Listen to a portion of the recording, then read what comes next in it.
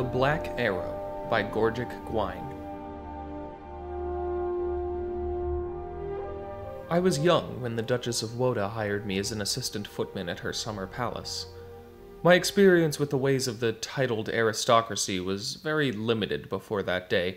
There were wealthy merchants, traders, diplomats, and officials who had large operations in Eldenroot, and ostentatious palaces for entertaining, but my relatives were all far from those social circles. There was no family business for me to enter when I reached adulthood, but my cousin heard that an estate far from the city required servants. It was so remotely located that there were unlikely to be many applicants for the positions. I walked for 5 days into the jungles of Valenwood before I met a group of riders going my direction. They were 3 Bosmer men, 1 Bosmer woman, 2 Breton women, and a Dunmer man. Adventurers from the look of them. "Are you also going to Maliva?" asked Perlissa, one of the Breton women, after we had made our introductions. "I don't know what that is," I replied. "I'm seeking a domestic position with the Duchess of Woda." "We'll take you to her gate," said the Dunmer Missun Akin, pulling me up to his horse. "But you would be wise not to tell her grace that students from Maliva escorted you, not unless you don't really want the position in her service." Akin explained himself as we rode on. Maliva was the closest village to the Duchess's estate, where a great and renowned archer had retired after a long life of military service. His name was Hiamaste, and though he was retired, he had begun to accept students who wished to learn the art of the bow. In time, when word spread of the great teacher, more and more students arrived to learn from the master. The Breton women had come down all the way from western reach of High Rock. Akin himself had journeyed across the continent from his home near the great volcano in Morrowind. He showed me the ebony arrows he had brought from his homeland. I had never seen anything so black. "From what we've heard," said Capal, one of the Bosmer men, "the Duchess is an Imperial whose family has been here even before the Empire was formed, so you might think that she was accustomed to the common people of Valenwood, but nothing could be further from the truth. She despises the village, and the school most of all." "I suppose she wants to control all the traffic in her jungle," laughed Perlissa. I accepted the information with gratitude and found myself dreading more and more my first meeting with the intolerant Duchess. My first sight of the palace through the trees did nothing to assuage my fears. It was nothing like any building I had ever seen in Valenwood. A vast edifice of stone and iron with a jagged row of battlements like the jaws of a great beast. Most of the trees near the palace had been hewn away long ago. I could only imagine the scandal that must have caused, and what fear the Bosmer peasants must have had of the Duchy of Woda to have allowed it. In their stead was a wide gray-green moat circling in a ring around the palace, so it seemed to be on a perfect, if artificial, island. I had seen such sights in tapestries from High Rock into the Imperial Province, but never in my homeland.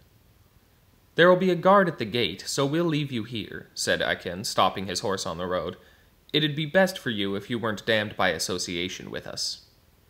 I thanked my companions and wished them good luck with their schooling. They rode on, and I followed on foot. In a few minutes' time I was at the front gate, which I noticed was linked to tall and ornate railings to keep the compound secure. When the gatekeeper understood that I was there to inquire about a domestic position, he allowed me past and signaled to another guard across the open lawn to extend the drawbridge and allow me across the moat. There was one last security measure. The front door. An iron monstrosity with the Woda coat of arms across the top, reinforced by more strips of iron and a single golden keyhole. The man standing guard unlocked the door and gave me passage into the huge, gloomy, gray stone palace. Her Grace greeted me in her drawing room. She was thin and wrinkled like a reptile, cloaked in a simple red gown. It was obvious that she never smiled. Our interview consisted of a single question. "Do you know anything about being a junior footman in the employment of an imperial noblewoman?" Her voice was like ancient leather. "No, Your Grace." "Good. No servant ever understands what needs to be done, and I particularly dislike those who think they do. You're engaged." Life at the palace was joyless, but the position of junior footman was very undemanding. I had nothing to do on most days except to stay out of the Duchess's sight. At such times I usually walked 2 miles down the road to Maliva. In some ways there was nothing special or unusual about the village. There are thousands of identical places in Valenwood. but on the hillside nearby was Master Hiamaste's archery academy, and I would often take my luncheon and watch the practice. Prolissa and Akeen would sometimes meet me afterwards. With Akeen, the subjects of conversation very seldom strayed far from archery. Though I was very fond of him, I found Prolissa a more enchanting companion, not only because she was pretty for a Breton, but also because she seemed to have interests outside the realm of marksmanship. "There's a circus in High Rock I saw when I was a little girl, called the Quill Circus," she said during one of our walks through the woods. "They've been around for as long as anyone can remember. You have to see them if you ever can. They have plays and sideshows, and the most amazing acrobats and archers you've ever seen. That's my dream, to join them someday, when I'm good enough." "How will you know when you're a good enough archer?" I asked. She didn't answer, and when I turned, I realized she had disappeared. I looked around, bewildered, until I heard laughter from the tree above me. She was perched on a branch, grinning. "I may not join as an archer. Maybe I'll join as an acrobat," she said. "Or maybe as both. I figured that Valenwood would be the place to go to see what I could learn. You've got all these great teachers to imitate in the trees here. Those ape men." She coiled up, bracing her left leg before springing forward on her right. In a second, she had leapt across to a neighboring branch. I found it difficult to keep talking to her. The Imga, you mean?" I stammered. Aren't you nervous up at that height?" "It's a cliché, I know," she said, jumping to an even higher branch. "But the secret is not to ever look down." "Would you mind coming down?" "I probably should anyhow," she said. She was a good 30 feet up now, balancing herself, arms outstretched on a very narrow branch. She gestured towards the gate, just barely visible on the other side of the road. "This tree is actually as close as I want to get to your Duchess's palace." I held back a gasp as she dove off the branch, somersaulting until she landed on the ground, knees slightly bent. That was the trick, she explained, anticipating the blow before it happened. I expressed to her my confidence that she would be a great attraction at the Quill Circus.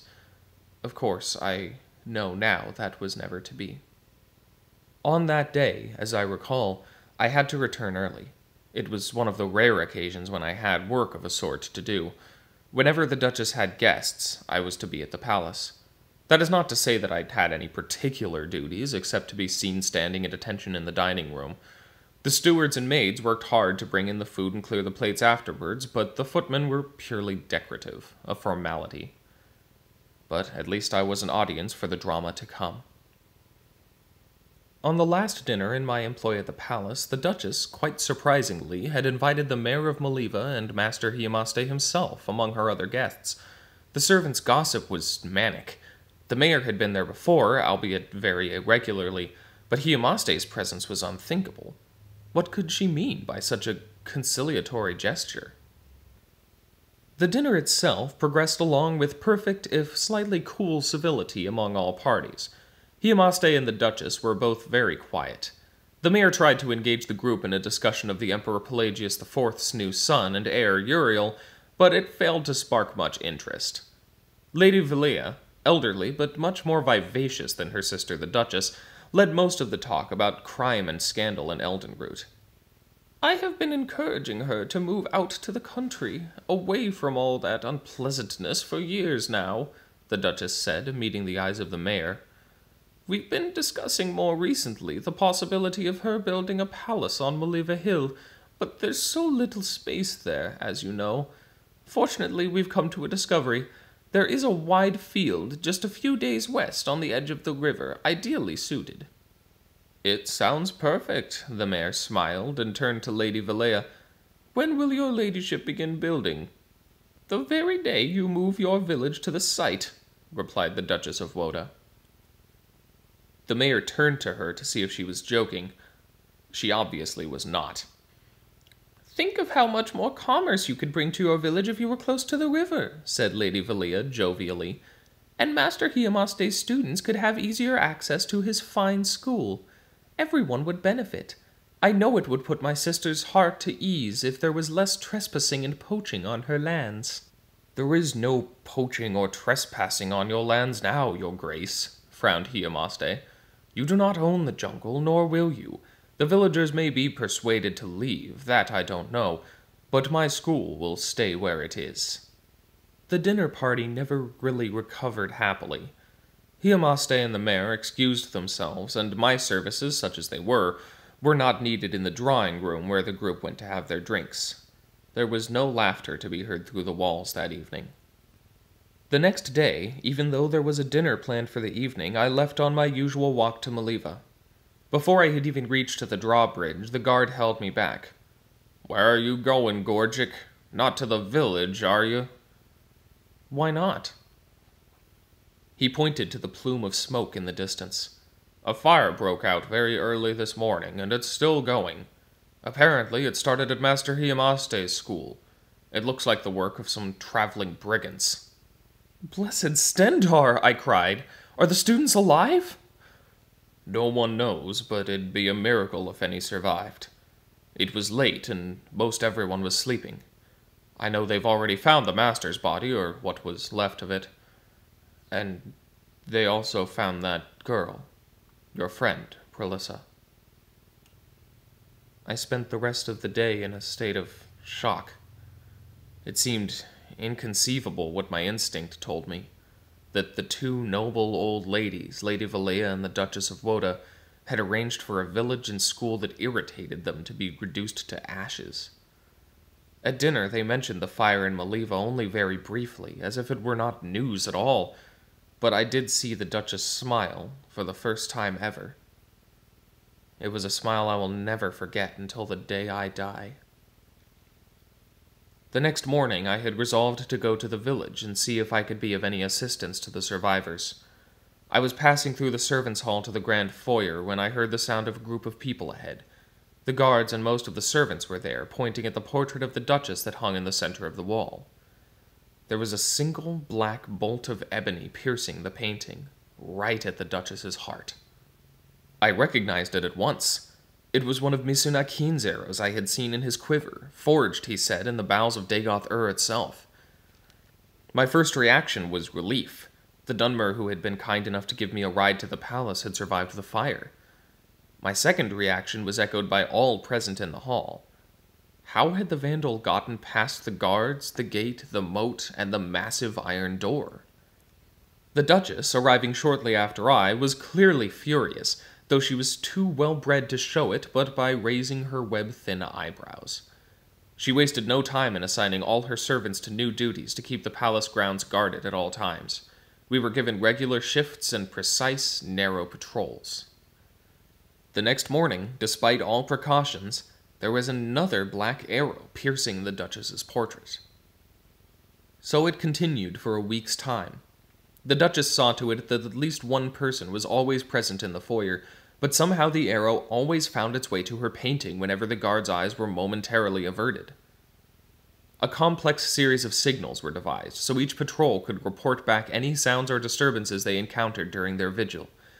At first, the Duchess arranged them so her Castellan would receive record of any disturbances during the day, and the chief of the guard during the night. But when she found that she could not sleep, she made certain that the information came to her directly. The atmosphere in the palace had shifted from gloomy to nightmarish. A snake would slither across the moat, and suddenly her grace would be tearing through the east wing to investigate. A strong gust of wind ruffling the leaves on one of the few trees in the lawn was a similar emergency. An unfortunate lone traveler on the road in front of the palace, a completely innocent man as it turned out, brought such violent reaction that he must have thought he had stumbled on a war. In a way, I suppose he had. And every morning, there was a new arrow in the front hall, mocking her. I was given the terrible assignment of guarding the portrait for a few hours in the early morning. Not wanting to be the one to discover the arrow, I seated myself in a chair opposite, never letting my eyes move away for even a second. I don't know if you've had the experience of watching one object relentlessly, but it has a strange effect. All other senses vanish. That's why I was particularly startled when the Duchess rushed into the room, blurring the gulf for me between the portrait and herself. "There's something moving behind the tree across the road from the gate!" she roared, pushing me aside and fumbling with her key in the gold lock. She was shaking with madness and excitement, and the key did not seem to want to go in. I reached out to help her, but the Duchess was already kneeling, her eye to the keyhole to be certain that the key went through. It was precisely in that second that the arrow arrived, but this one never made it as far as the portrait. I actually met Misun Akin years later, while I was in Morrowind to entertain some nobles. He was impressed that I had risen from being a humble domestic servant to being a bard of some renown. He himself had returned to the Ashlands, and, like his old master Hiamaste, was retired to the simple life of teaching and hunting. I told him that I had heard that Lady Valea had decided not to leave the city, and that the village of Modiva had been rebuilt. He was happy to hear that, but I could not find a way to ask him what I really wanted to know. I felt like a fool, just wondering if what I thought were true, that he had been behind Prelissa's tree, across the road from the gate every morning that summer, firing an arrow through the gate, across the lawn, across the moat, through a keyhole, and into the portrait of the Duchess of Woda until he struck the Duchess herself. It was clearly an impossibility. I chose not to ask. As we left one another that day, and he was waving goodbye, he said, "I am pleased to see you doing so well, my friend. I am happy you moved that chair." This has been The Black Arrow by Gorgic Gwyn, read to you by Samuel Gronseth. This story comes from The Elder Scrolls V, Skyrim. The music at the beginning and end is called Far Horizons and also comes from Skyrim.